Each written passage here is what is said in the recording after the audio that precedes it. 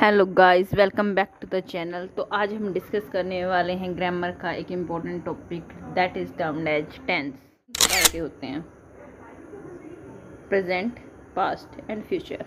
Present होता है वर्तमान काल जो अभी चल रहा है, पास्ट होता है भूतकाल जो बीत चुका है, फ्यूचर होता है भविष्यत काल जो आने वाला समय है। मैं पढ़ती हूँ, ये मेरा प्रेजेंट है कि मैं पढ़ती हूँ। मेरा पास्ट क्या था कि मैं बहुत खेलती थी।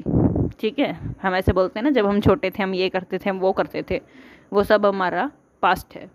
फ्यूचर क्या है? मुझे बड़े होकर ये बनना है, वो बनना है, दैट्स टर्म्ड एज फ्यूचर। भविष्य काल जो अभी तक आया नहीं है, वो समय। तो टेंस को 3 पार्ट्स में बांट दिया गया है। उसके बाद प्रत्येक टेंस को 4 पार्ट्स में डिवाइड किया जाता है। जैसे मैंने यहाँ पे प्रेजेंट का एग्जांपल लेके दिखाया है। एक है present indefinite, present continuous, present perfect and present perfect continuous. ऐसे ही past indefinite, past continuous, past perfect continuous, future indefinite, future continuous, future perfect continuous. इस प्रकार 12 टाइप के टेंस होते हैं जो हम अभी डिस्कस करने वाले हैं। इन सब के अलग अलग रूल्स एंड रेगुलेशंस होते हैं।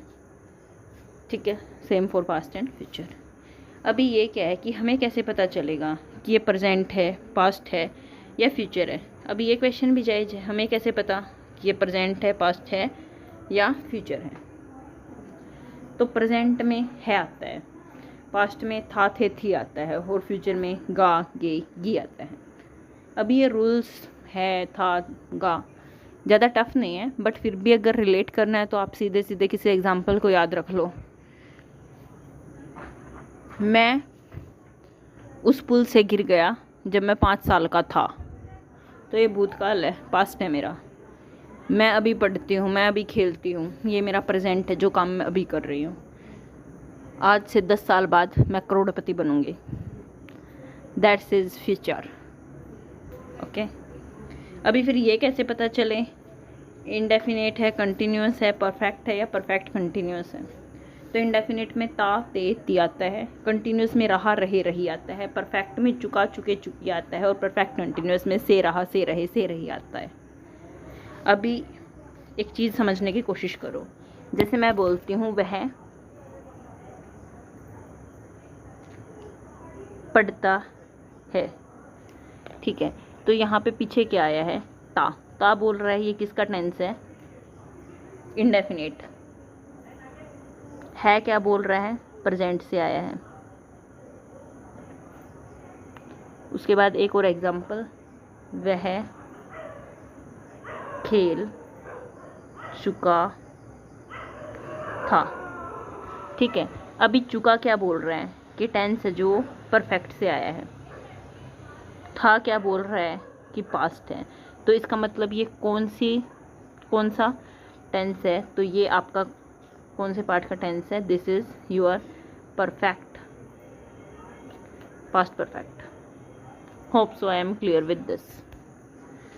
देन मैंने यहाँ पे कुछ एग्जाम्पल दिए हैं।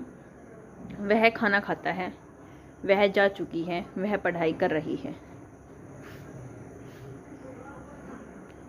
अभी इन चीज़ों में देखो, मैं आपको बताती हूँ क्या है।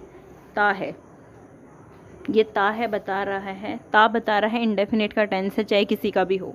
पीछे है नहीं लगते ही बता दिया ये प्रेजेंट का है, मीन्स ये है present indefinite tense, present indefinite. ठीक है, उसके बाद वह जा चुकी है, चुका, चुके, चुकी ने बता दिया परफेक्ट का है, पीछे लगे हुए है ने बता दिया प्रेजेंट का है, तो means this is present perfect. वह पढ़ाई कर रही है, रहा, रहे, रही ने बता दिया कंटिन्यूअस है ने बता दिया प्रेजेंट से आया है, this is present continuous. Hope so I am clear with this. उसके बाद कुछ क्वेश्चंस हैं, आप वीडियो को पॉज करके इनका आंसर सोच सकते हो। जैसे वह स्कूल जाएगा, मैं सुबह से पढ़ रही हूँ, कल रात वर्षा हो रही थी।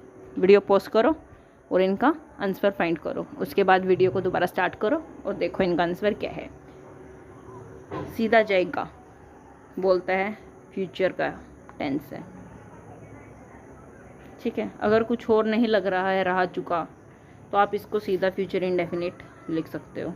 उसके बाद है मैं सुबह से पढ़ रही हूँ, से रही हूँ।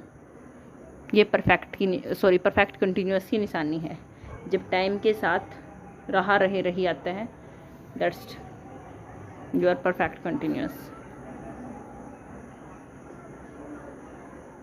मैं यहाँ पे बताना भूल गई थी, परफेक्ट कंटिन्यूअस में से रहा, से रहे, से रही आता है। उसके बाद है कल रात वर्षा हो रही थी।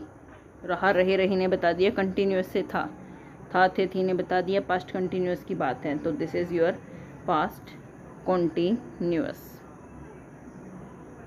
उसके बाद है प्रेजेंट इंडेफिनिट टेंस को भी हम डिटेल में समझेंगे।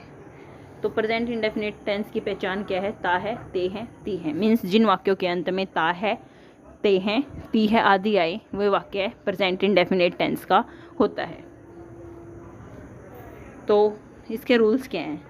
सिंपल सेंटेंस में कोई हेल्पिंग वर्ब यूज़ नहीं होती, ये बात आप याद रखना।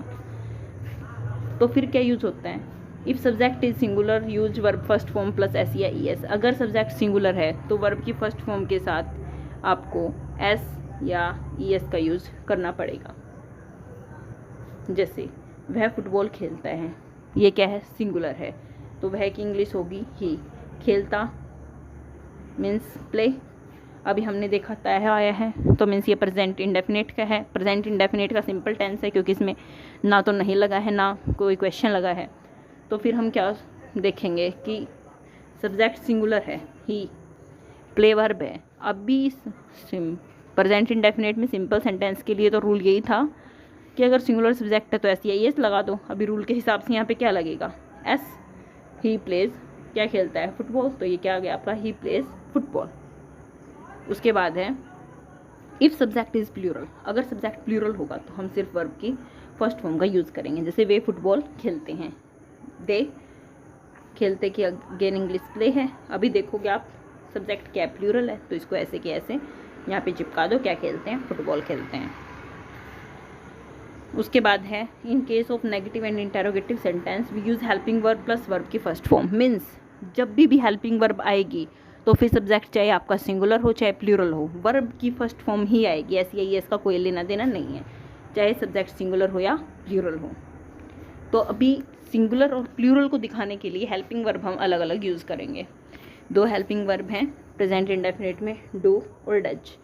डज आपकी सिंगुलर के साथ आती है, यह आपकी प्लूरल के साथ आती है।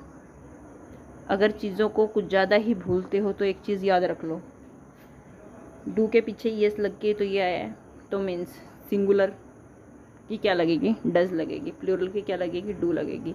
अब एक सेंटेंस में कितनी बार एस या यस लगाओगे? अभी डू के पीछे एस या यस लग के ही आया है, तो यहाँ पे भी वर्ब की सीधी फर्स्ट फॉर्म और यहाँ पे भी वर्ब की सीधी first form. Hope so I am clear with this.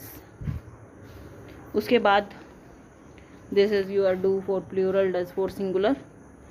And then for example, जैसे हम इसमें कैसे लिखेंगे? हमने पहले लिखा था he plays football, he plays football. ठीक है, मीन्स एस या एस लगाया था यहाँ पे, लेकिन जैसे ही मैंने लगाया ही क्या है? सिंगुलर है, तो मैंने क्या लगा दिया? इसके साथ डज लगा दिया। He does not play football. ठीक है, लेकिन जैसे दे है वो प्लूरल है, तो मैंने क्या लगा दिया? Do not play football. Question mark में डू या डज आगे आ जाएगा, बाकी सेंटेंस में वर्ब की फर्स्ट फॉर्म ही रहेगी और लास्ट में क्या आ जाएगा? आपका क्वेश्चन मार्क आ जाएगा। तो अभी मैं आपको इन सभी चीज़ों का दोबारा से क्विक रिव्यू देती हूँ। तो हमने स्टार्टिंग की थी tense, present, past and future. उसके बाद सबके चार चार पार्ट होते हैं, indefinite, continuous, perfect and perfect continuous. उसके बाद यही पास्ट एंड फ्यूचर के लिए भी फिर आइडेंटिफाई कैसे करना है कि प्रेजेंट है, पास्ट है या फ्यूचर है। तो है वाले सारे प्रेजेंट के हैं, था वाले सारे पास्ट के हैं और गागी की वाले सारे फ्यूचर के हैं। उसके बाद है इंडेफिनिट में ता, ते, ती, कंटिन्यूस में रहा, रहे, रही, परफेक्ट में चुका, चुके, चुकी, परफेक्ट कंटिन्यूस में से रहा, से रहे, से रही। उसके बाद जैसे एग्जांपल्स दिए थे कुछ, वह खाना खाता है, दिस विल लाइक। उसके बाद प्रेजेंट इंडेफिनिट टेंस हमने देखा था, ता है, ते हैं, ती है आदि आते हैं हिंदी में। रूल्स क्या है, सिंपल सेंटेंस में कोई हेल्पिंग वर्ब यूज़ नहीं होती, लेकिन मेन वर्ब के साथ एस या एस लगता है। जब आपका सब्जेक्ट सिंगुलर हो और जब आपका सब्जेक्ट प्लूरल हो तो सिर्फ वर्ब की फर्स्ट फॉर्म लगती है। लेकिन जब नेगेटिव और इंटेरोगेटिव सेंटेंस हो तो हेल्पिंग वर्ब लगती है, डू या डज। डू प्लूरल के लिए यूज़ होती है तो डज सिंगुलर के लिए यूज़ होती है। और जब डू और डज आ जाते हैं मैदान में तो फिर हमें वर्ब की फर्स्ट फॉर्म ही लगानी होती है, ऐसी या एस का कोई चक्कर नहीं रहता है। Helping verbs, okay then thanks for watching